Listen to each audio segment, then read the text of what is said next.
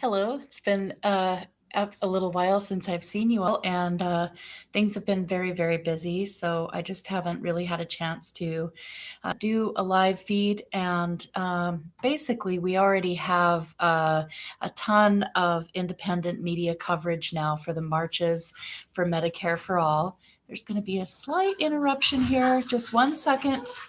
Uh, uh, just one sec. Graham, out, please. The doggies need to go out for a minute. Take them back out for a few minutes. I'll come get you. Yep. I would take them apart, please. Please take them out, honey. Thank you. All right, that's life. That's life. As Georgia Davenport made a post that was like a tweet that was talking about mothers, the mothers of the healthcare justice revolution, and so that's it. We do a live feed, and our children come in and our dogs come in, and this is life. All right, so first thing on Twitter this morning, I'm tagged in a tweet by Shamus Cooke, and he has written an article that was published by CounterPunch. And so that was just this morning, July 16th. And this is the first chance, and this is the reason that I'm going to read it aloud. The reason probably that I'm going to read it aloud here on the Red Berets channel is because I've been at work all day. So I've had time to like retweet and amplify the official at M4M4ALL, the official account, as well as just amplifying all the different things. I kind of have multiple threads going at once on Twitter always. Right now, obviously, first and foremost is the March for Medicare for All, and we have different local marches, and those all need amplification. So anything that I'm added on Twitter that's related to the marches for Medicare for All, I try to retweet or comment or amplify. That's what we're trying to do, is get the word out. And now, fortunately, we have a lot of independent media. Let's see. Well, no, I'm not going to go like naming and thanking and doing all that stuff because I get very wordy on here. And what I want to do is just get to reading this article. So I was tagged in it. And then, Georgia Davenport, who's the founder of Whole Washington, reached out and said, Laura, did you read the CounterPunch article? And I said, I have not had, I'm on the way to work. So I haven't read it yet. And we're really excited about it. So here's where I get a chance to read and then kind of give some of my thoughts on the article. It's called The Left's Curious Silence About the Medicare for All Demonstrations by Shamus Cooke. On July 24th, there will be a long overdue national mobilization for Medicare for All, with a big event planned in Washington, D.C., while 40-plus other cities across the nation have marches and/or rallies planned by local coalitions of progressive groups. Such an event would normally be enthusiastically supported by all sections of the left. Interestingly, however, the lead up to the mobilization has exposed deep divides, proving that universal health care isn't actually a point of unity, but one of real controversy among leftists. Okay, I'll give my thoughts after. It's already bringing up plenty of ideas. Some of the biggest names on the left have been noticeably absent in their promotion or even mention of the demonstrations, while some of the biggest politicians and organizations linked to the Medicare for All movement have seemingly united to shun the National Day of Action. Okay, a roaring silence. Medicare for All is suddenly controversial only because the Democrats have abandoned the cause, and because they control the government, they'll be the de facto targets of the July 24th demonstrations. That's damn right. That is right. Okay. This fact is not lost on any of the politicians who formally championed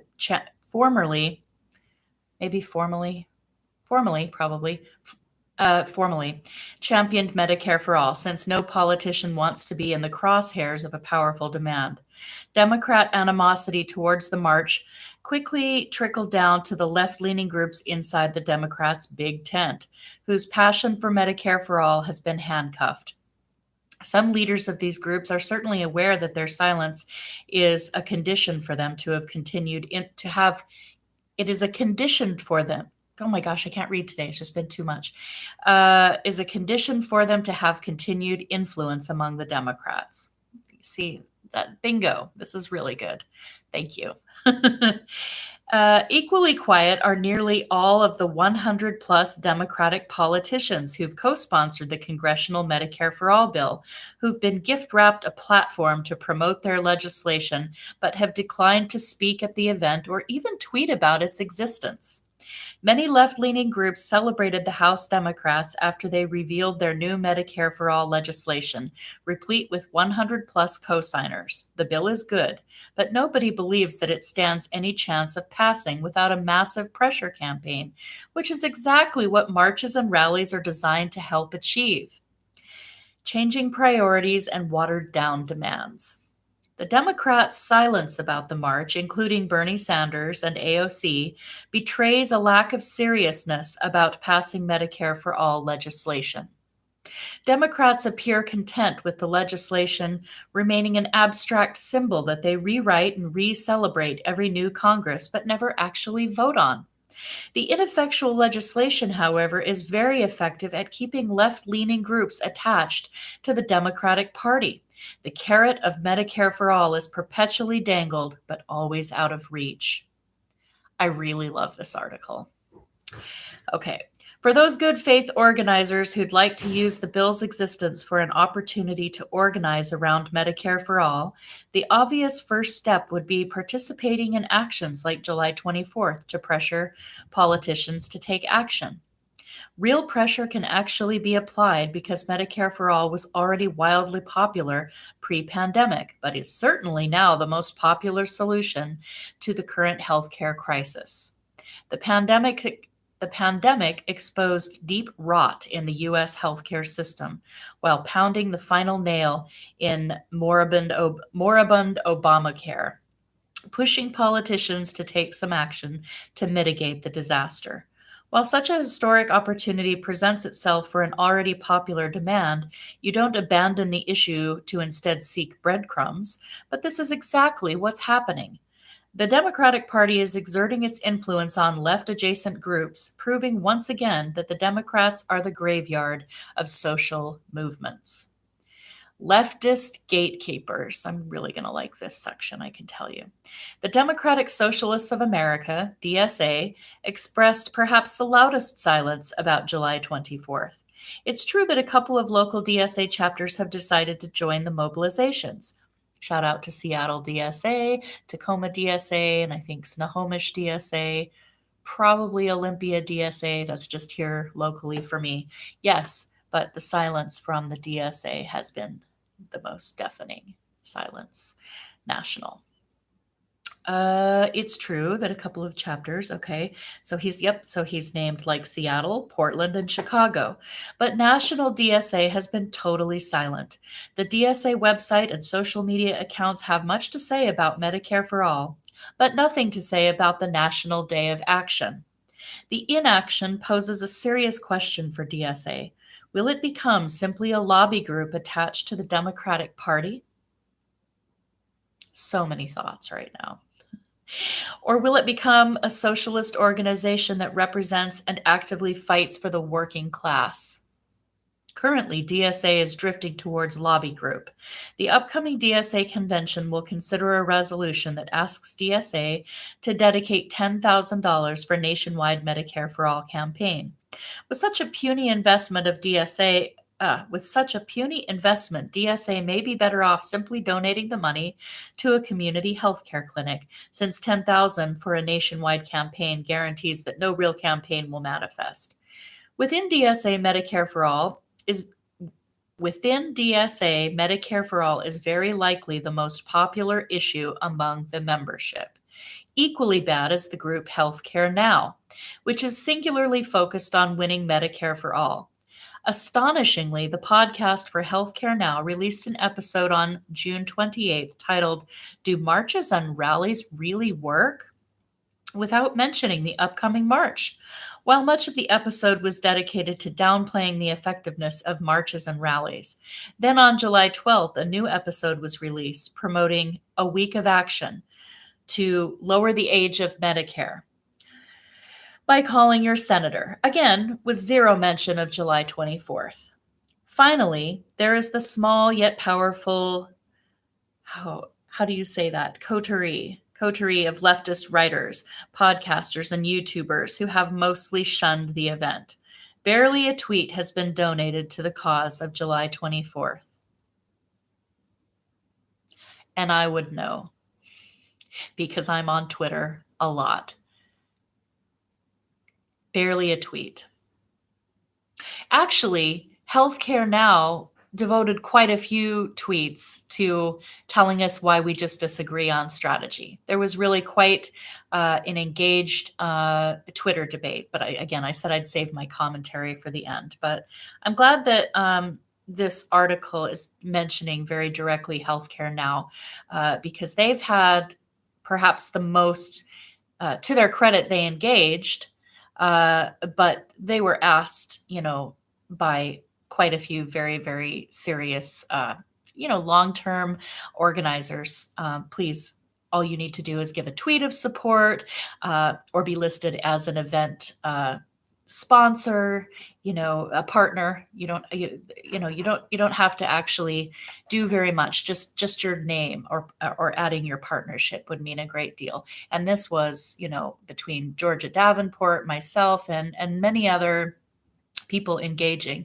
So the tweets are all there. We engaged with them. We started with very, very warmly inviting, asking, cajoling, begging. It did devolve into something that was, much more a kind of calling of them out. But as far as their Twitter feed, they have not given a tweet to promote or show solidarity. So I said I would save my comments till the end, but I found that one too difficult to resist. Okay. Finally, there is the small yet powerful. I already read that and I messed up that word. Barely a tweet has been donated to the cause of July 24th. The online left, much of whom share DSA-style politics, seem allergic to the streets. Typically, organizers use every opportunity to educate and organize around the issue they're fighting for. When a Medicare for All organizer is handed a national day of action around the exact issue they claim to be fighting for, then why not exploit the opportunity, even if it's done passively? Exactly. Just a tweet of thanks for everyone for keeping this platform alive and for the hard work they've been doing, we've all been doing. Again, it doesn't have to be much, but there hasn't been anything given. DSA or Healthcare Now isn't obliged to dump all of their meager resources into July 24th, but to pretend it isn't even happening is brazenly incompetent at best. Medicare for All versus the Democrats. Few Democrats talk about Medicare for All anymore unless it's done purely in the abstract or in the limited context of an upcoming election. After losing his electoral campaign, Bernie Sanders downgraded his advocacy from Medicare for All to lowering the age of Medicare to 60. And many leftist groups proceeded to copy the demand, relegating Medicare for All to sometime in the distant future. But just as left groups started dancing to the new tune, Democrats appear to have abandoned it. The July 14th announcement about an inter-Democratic Party deal about human infrastructure failed to mention lowering the Medicare age, though expanding services within the existing Medicare plans was mentioned. The historic deal will, of course, be whittled down to the Senate before passage, where the age of Medicare will stay at 65, as progressives will praise the bill as a step in the right direction toward Medicare for All. This historical moment was made for Medicare for All, and missing the moment is never a step in the right direction, but an opportunity for the healthcare oligarchy to survive a historic crisis intact. Many liberal labor groups also falsely claimed that the Affordable Care Act was a step in the right direction, while in practice, it bought the healthcare oligarchy 10 years of historic, stable profits that continued jacking up the cost of healthcare. If groups pursuing Medicare for All can be perpetually distracted by crumbs every time a crisis emerges, they'll never reach their goal, nor will their members have any faith in their strategy or dedication to the cause. Organizing reaches its apogee when the iron is struck while hot. Jacobin magazine once understood this. In 2017, they published an article, "We need a Medicare for all we need a Medicare for all march on Washington." But now that we actually have one, Jacobin is nowhere to be seen. In their article, the writer argues, simply a Medicare for all march would give socialists the opportunity to vocally and aggressively lead on a major working class demand. It would help us build organization, forge political consensus, and reintegrate the socialist movement with a key sector of the workers' movement. The achievability and immediacy of a march gives us the opportunity to focus attention on a single nationwide goal and will help us foster solidarity among thousands of socialists and progressive workers. The socialist left cannot afford to let this moment pass. So, again, in quotes, that was in 2017 when Jacobin published "We Need a Medicare for All March on Washington." Uh, so, the moment is riper than it was in 2017, and it can be seized or squandered. All socialists, progressives, and unionists should be promoting July 24th, while future mobilization should be considered to keep the fire hot. Shamus Cooke is a member of the Portland branch of Democratic Socialists of America. He can be reached at shamuscooke@gmail.com. And I just want to say, let's see if I just tweet this out.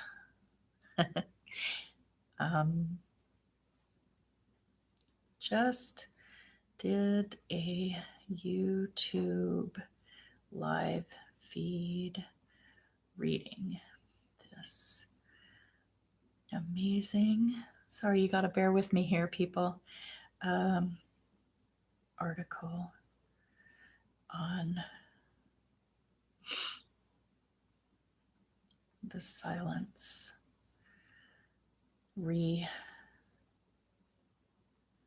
at M4M4ALL.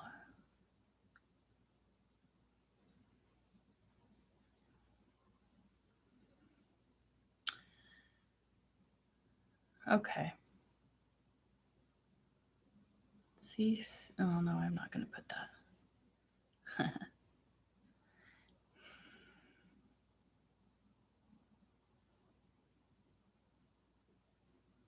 I won't focus on making that into a... Okay. I don't know if I have any thoughts to gather up on that.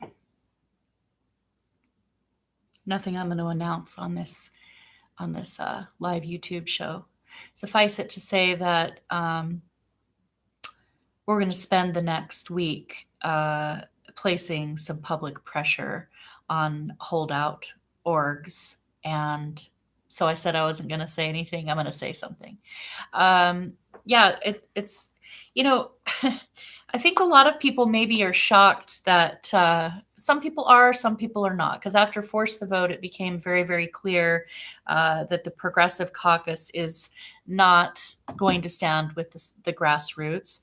But then there was still questions that people had, like, or some people maybe would put the argument forward that, well, they just disagreed on that strategy.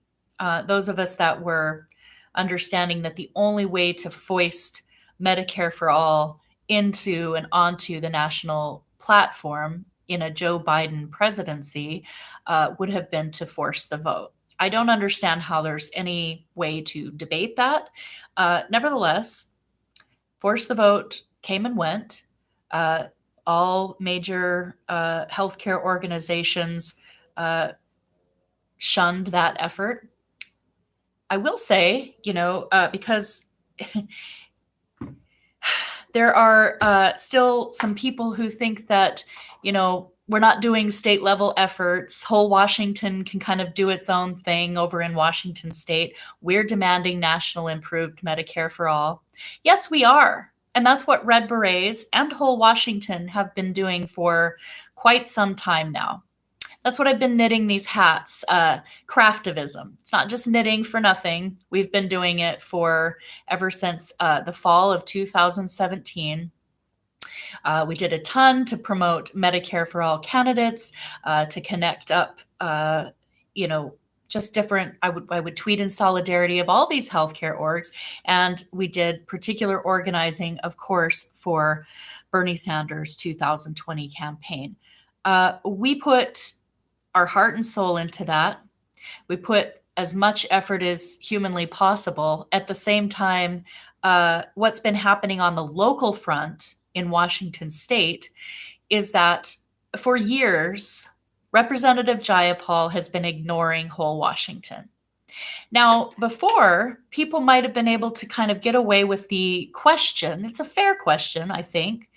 Well, maybe she's ignoring state level efforts on whole Washington because she's a federal legislator and she's all about, she's the prime sponsor of HR 1976 now, and she wants to pass it federally.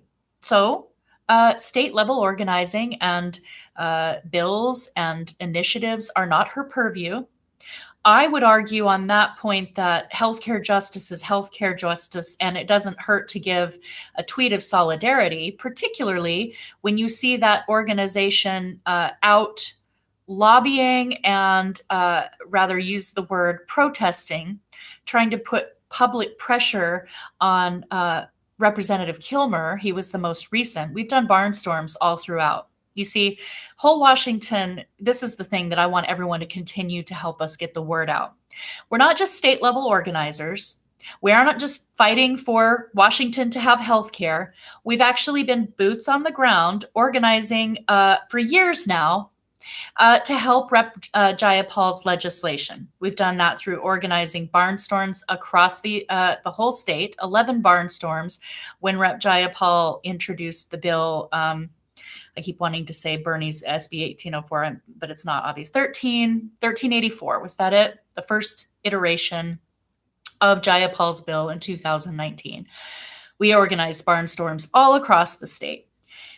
There could have been a tweet of solidarity saying, thank you at whole Washington for helping national nurses shine a spotlight and raise awareness for my bill, my legislation.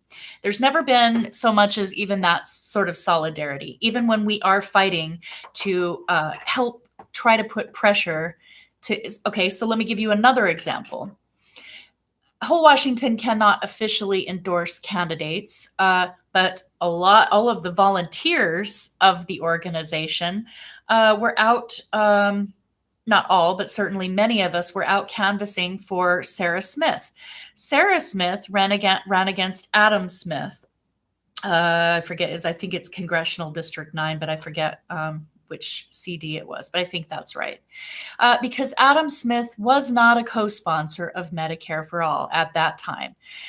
So she ran a really amazing campaign. She had quite a good amount as far as media goes. She had a lot of independent media support because it was this whole thing with the Justice Democrats, and there was a lot of energy around it at the time. So she had, TYT and, she had a lot of the sort of progressive at that time. They were kind of progressive. Anyway, the point is there was enough pressure that Adam Smith then turned around and decided to co-sponsor Medicare for All. Well, the word is that pressure, or that sort of came from Rep. Jayapal, and she endorsed him. She endorsed him instead of a progressive challenger. And everybody understands, who is probably watching my little YouTube thing, that co-sponsorship does not equal being for Medicare for All. I hope everybody understands that by now. Kamala Harris co-sponsored Bernie Sanders' bill, Medicare for All bill, and those of us who were really kind of like in the weeds on all of this understood very clearly that she's not for Medicare for All at all. She stood on the platform and co-sponsored that legislation, SB 1804, because she wanted to make herself a viable presidential candidate if she would choose. So she already knew she was running. Okay. And obviously she is not for Medicare for All. We knew she wasn't for Medicare for All. But in order to be a sort of viable candidate, they knew the political climate. They knew how popular that Medicare for All was. And so that's why she co-sponsored. This is why whenever people on Twitter say, well, they're a co-sponsor of Medicare for All, it's like, a good portion of that list of co-sponsors that Rep. Jayapal has are not actually going to vote for that legislation. They co-sponsored it because their ass is about to get primaried, or because of the public pressure, because of how popular that Medicare for All is. So while I do, always support like pressuring holdouts, and every time there's a new person that signs aboard to co-sponsor, there is some element of that's great. But sometimes there's something a little bit more sinister involved, such as an incumbent who has taken, I don't even know how much money that Adam Smith had taken from insurance and pharma and the military industrial complex, but it's a lot. He's a very well, he's a corporate Democrat. He's a right-wing corporate Democrat.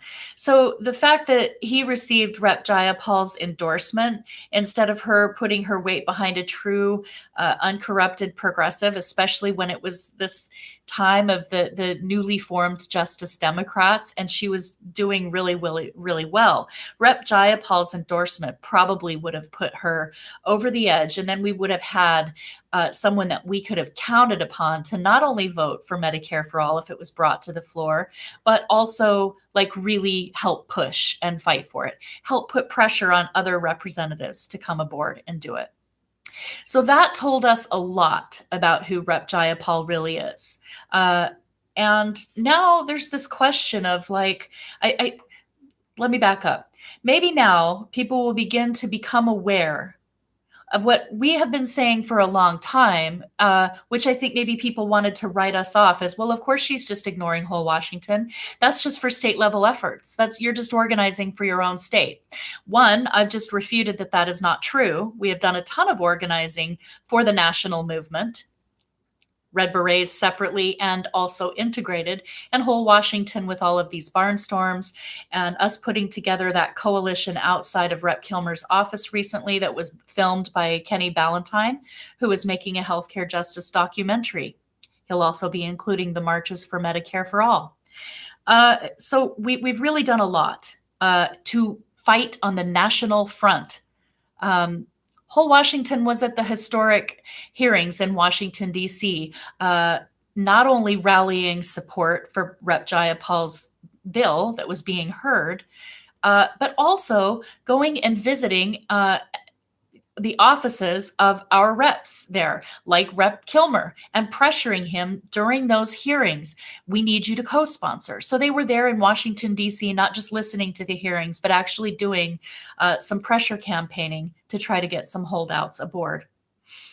So it really rubs me the wrong way when people are under the false assumption that whole Washington is only a state level org. That is absolutely not the case. We do a lot of organizing for the national movement. And as I was saying about Representative Jayapal, people might have had the idea, well, of course she's not going to endorse or support whole Washington because she's working on her own federal legislation. Nobody's arguing that it would be absolutely the best to pass federal legislation tomorrow. I'm just telling you that by lots and lots of evidence, I don't know that we can count on Rep. Jayapal to actually care about passing Medicare for All. We've seen a lot of evidence to the contrary. And if any people wanted to talk about like what Washingtonians have been through in terms of being blatantly ignored by the chair of the Progressive Caucus, we would be happy to tell you all about the last several years. And now we're at a point where the March for Medicare for All has reached out. The March for Medicare for All Seattle has reached out months ago to ask for Rep. Jayapal to please join us. Please be invited to our march, to come and speak at our march. She told our organizers that she's unavailable for that date. That was confirmed. That also has been, I think, about a month ago that we knew that. And of course, I keep tweeting at her to say, well, if you're not available to rally and be at the March for Medicare for All in Seattle, you could come to DC. Wherever you're going to be in the country, there's going to be a march that's close enough to you that you could come out and support a national movement that is in support of your legislation. Please do that. please feel welcome to do that. Please still do that if you're listening to this, Rep. Jayapal. If anybody shares this with you, I'm not meaning to just go hard. I'm going hard because it's been our experience that we've asked you over and over and over again. You've been asked for whole Washington. No state level, even though they're helping you with your own legislation. Okay, force the vote. No, force the vote because that's unpopular with the Democratic establishment. That's the wrong strategy. Fighting for human lives is the wrong strategy. Okay. Now we have a national march. Marches all across the United States. Will you come out or will you give a tweet of solidarity? Which is really pathetic, by the way, because they've known this has been very prolific on Twitter. And I am thankful to the media outlets that have bothered to cover this, and a little saddened by how long it took some, but that's okay. Welcome aboard to everybody who has covered us. Welcome aboard to anyone who has not covered us yet, but who is planning to cover us. What's unpopular is not fighting for human lives. And we have to get out of this electoral trap where the only time that we demand our politicians fight for something is, you know what? They need to join us. They need to join us in the streets. You know what I get a lot of on Twitter is like, you're behaving very, very divisively and treating your allies, the progressive allies in Congress like shit. And it's like, what I'm starting to remind people is that we pay their salary. My tax dollars as a holistic healthcare practitioner and all of these, we don't get paid for this. We don't get paid. That's why we are the orgs. That's why Whole Washington. That's why Red Berets. That's why the new coalition of March for Medicare for All. We aren't paid organizers. And the reason why we're fighting right now is because we're made up of people who either desperately need healthcare right now, or we've had some experience in our lives that tells us that we absolutely have no choice. I do have health care. I have guaranteed health care. I can't imagine still not fighting for it. Because as a veteran, I lived abroad, I lived overseas in countries that guarantee this as a right. And I was asked all the time, how can you stand to live in a country and serve a country that leaves so many behind? I hear these horror stories of your healthcare system. These are just some comments that stuck in my mind when I was working and going to various schools. It was really sad. Kyle Kalinske shared, his segment was very, very good that he did the other day. Just giving it a shout out because it's on my mind because I listened, and the end, it was sad because he was sharing his own father's death, his very sudden and tragic death due to a stage 4 brain tumor that wasn't caught in time, and he didn't have insurance. And so the chiropractor was, there are some really shady chiropractors. There's some very shady doctors. I feel I completely understand his anger. I think that his anger would be better directed towards the system that makes it a necessity for people to seek out alternative. I don't call it alternative. I call it complementary, but I wouldn't go see a massage therapist if my finger was cut off and bleeding. We need health. Everyone needs to be able to go see a primary healthcare practitioner and go and get referred to specialists and get the care that they need.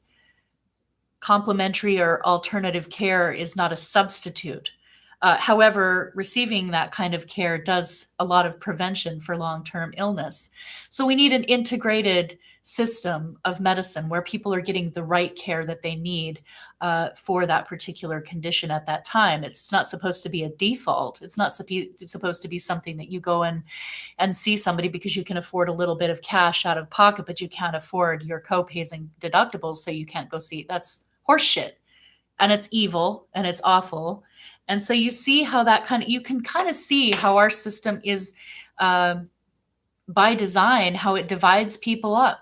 You know, I fight, one of the reasons I fight for Medicare for all is because I believe that holistic care should also be covered. But I damn sure believe that all of the basic care should be covered so that maybe people would be able to go and get a massage or an acupuncture treatment or something to help round out their care and their wellness. But if they can't afford basic care, they can't afford their teeth, they can't afford their ears, their eyes, their mental health, then they damn sure can't come and get a massage. And no wonder we think that that's a luxury in our society, because people's basic care is not covered. So that's the fundamental issue. There are bad, corrupt, and sort of bad faith charlatans or people on the take, whether you look in the holistic or complementary or alternative care arena, and there damn sure are doctors that are on the take that are, screwing people and dirty in the pockets of this industry. And I think we all know that. So it's more about the system, the systemic problems that we have, and Medicare for All would solve a great many of those problems. So, and I get fiery, and I'm going to continue to get fiery about Whole Washington because it's an organization that is fighting on all fronts, doing things like healthcare seminars where they're teaching people about bills and about all kinds of stuff. I really don't think that some of the people that have been on Twitter criticizing, I'll just call them out, a certain group from the Real Progressives, not all the people from the Real Progressives, but people within the MMT movement of Real Progressives have been doing a lot of firing at Whole Washington. Most of them did not read the legislation. They only wanted to insult Dr. Gerald Friedman. Well, guess what? We got a comment from Stephanie Kelton that said she was in solidarity, that it's easier to pass and easier to fund at the federal level. Guess what? That's not news to anybody, and nobody ever said that it wasn't. And she also said in the same comment, she feels and wishes nothing but solidarity for those fighting on all fronts and also at the state level. Well, that comment wasn't good enough for some people. And now we have Dr. Joe Firestone, who he really has extensive knowledge about MMT. He has endorsed Whole Washington. So people can go and look at Dr. Joe Firestone's work. He's done a lot of live feeds. He's done a lot of ebooks. And I'm retweeting him now a lot on Twitter. I'm really, really, really tired of people trying to pit and relegate people into two categories: state organizers and national. That is false. People who have been organizing and working at the state level are some of the most dedicated National Improved Medicare for All organizers, and we have been. It's called a fight on all fronts. And right now, as everyone is well aware, we have Joe Biden and we have chair of the Progressive Caucus, who is not even on board, a national platform that, as the article said, could have been custom built for her to push her legislation. So I hope everybody can get just a little bit of insight as to why we are going to knock down the fucking floodgates. We're going to continue to fight on all fronts. We're going to continue to put the kind of pressure that we need at the federal level. But if chair of the Progressive Caucus is not even going to step aboard and show some solidarity for hundreds, dozens of core organizers, hundreds of volunteers, and thousands of people nationwide who will show up on July 24th. And, as Andre Stackhouse, who is organizing, the head organizer of Seattle, has mentioned, it may not be, at the end of the day, on the 24th, it may not be as organized as we want. It may not be as many people as we want. But at the end of the day, and there might be somebody who has a different opinion. We're not out. We've already covered all of the stuff that is false allegations. Everybody who's going to be out showing up for the March for Medicare for All are people who desperately need and want national improved Medicare for all. They need their lives to get better. They need their lives to not be buckling under this awful system. So, like Andre was saying, not everything is going to be maybe as much as we hoped, as big as we hoped. This is our first year. Can you even imagine? And this is just the last thing, and then I'm going to step off of here. Thank you, even to people who are in a disagreement, don't agree with, or don't want too much of the national messaging to include state organizing efforts. I'm going to say thank you to everyone, even to those people, because we are all fighting for this. We all know that it needs to happen. I think all of us are doing what we feel is best in terms of strategy. And I do get, that we want the messaging to be very, very clear that our demands are for national improved Medicare for all. Everyone, all over the whole country. That's the March for Medicare for All's demands. And simultaneously, some of our most dedicated coalition partners who are helping to organize and helping to get the word out and inviting speakers are people that are involved in state level organizing and have been very dedicated to it for years. So we really, really need a unity, not in the sense of selling out, but we need a unified solidarity strategy where it's like we're organizing for healthcare justice. I don't believe that Joe Biden will do this. I don't believe that Rep. Jayapal will do this.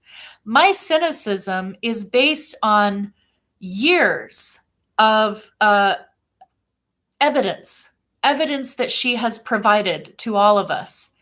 And I could do another live stream, saying how we were ignored at an event where half of the people that showed up for it were wearing red berets and whole Washington red. That was during Initiative 1600. We couldn't even get her signature as a resident of Washington State. I know who she is. We have a lot of evidence. And so we don't need to be told, that's not what we're doing. We've been working on the national front. And when you have Rep. Jayapal who will not even come out to support these marches, we've just seen the political reality. And that's for years. The whole Washington was founded by Georgia Davenport and a couple of other core people that she got together after they had run successfully the initiative to overturn Citizens United at the state level in Washington State. They were successful on that. And then they began to see the writing on the wall, which was that Bernie wasn't going to get the nomination in 2016. Right as that was all before the convention, before the DNC convention, and they could see everything that was happening in real time to all of the progressives that were paying attention. And I was not. I voted for Bernie, but I wasn't plugged into social media. I wasn't aware. I wasn't plugged in. I wasn't paying attention. Wasn't paying attention to corporate media either, for that matter. I heard about Bernie. I heard his platform. I voted for Bernie in the primary. That was the extent of my involvement. But meanwhile, before I had ever met Georgia Davenport, she and a couple of others got together and said, okay, we just ran this initiative. What are we going to work on? Bernie's not getting the nomination. He's getting screwed out of it. We need to do something for healthcare, because regardless, we're going to have either Donald Trump or Hillary Clinton, and they're both going to be very adversarial. There will be no Medicare for all under either administration. So let's get to work forming whole Washington, which is what they did. And then we ran our first ballot initiative in 2018. We gathered 105,000 signatures on volunteer efforts alone, with hardly even, we didn't have nearly the network that we have now. And we were working on building social media and kind of just getting ourselves out there. So the point is, we've really, whole Washington was inspired not solely by Bernie Sanders, but certainly Georgia has described being like she got really fired up and started to believe, wow, we can do this. These are just things that, when she talks about when she first showed up, she showed up to her first Bernie rally and she had no idea that so many other people felt as she did, that there was really this many people out there who thought these things. And so she was moved very much to action by Bernie Sanders. So you see, Whole Washington is an org that, when Bernie said the words, we need a political revolution, that's what the hell that Whole Washington did. They said, come on, we can't fucking wait. We can't wait on him to, for him to be the president. He's not getting the presidency. We have a corrupt Congress. You see what I'm saying? And that's still the case. We went through and did it all over again. And tried our hardest to get to elect Bernie. We don't need to relitigate all this stuff. Everybody knows what they put into the Bernie campaign, or what they didn't, because they didn't feel that it was going to work, or he was going to get cheated anyway. And I really, at this point, can't blame people who did kind of sit in that camp. I wasn't there yet. I was fully in support and working very, very hard and kind of doing everything that Bernie was asking. My real awakening, like my awakening, really happened during the time that, everyone was asking, demanding Bernie. And Rep. Jayapal, do remember that she was one of the first people that was pressuring Bernie Sanders to step down, and give that nomination to Joe. So anyway, this is the reason why we're not going to stop organizing at the state level. It's the reason why we need solidarity as a country, and we need everybody to say we're going to push this stuff on all fronts. 100%. We're in for national improved Medicare for all. We're making our demands. March for Medicare for all is going to keep going and going and going, and that's going to be the demand every single day. Simultaneously, it would be nice if, and come on, Whole Washington, open the damn floodgates, because we understand that other states can't do it. What we need is a massive public pressure campaign and a fucking hell of a lot of solidarity, because right now, we want to pass it at the federal level. We need to primary every single one of these corrupt shills, even the co-sponsors. I don't trust. I don't even know I'd have to look at each of them individually. But let's go straight to the top. Rep. Jayapal. I don't think that I can really count on her to pass national improved Medicare for all. That's where I stand with things. And again, it's come out of a lot of organizing experience locally in her state. Others are welcome to disagree, and you're welcome to go ahead and place as much public pressure on her as you can possibly put. And if it's not to ask her to endorse Whole Washington, fine, but continue to pressure her to endorse the marches, because this is ludicrous. Thank you for the article, Shamus. Really appreciate it. Have a good night, everyone.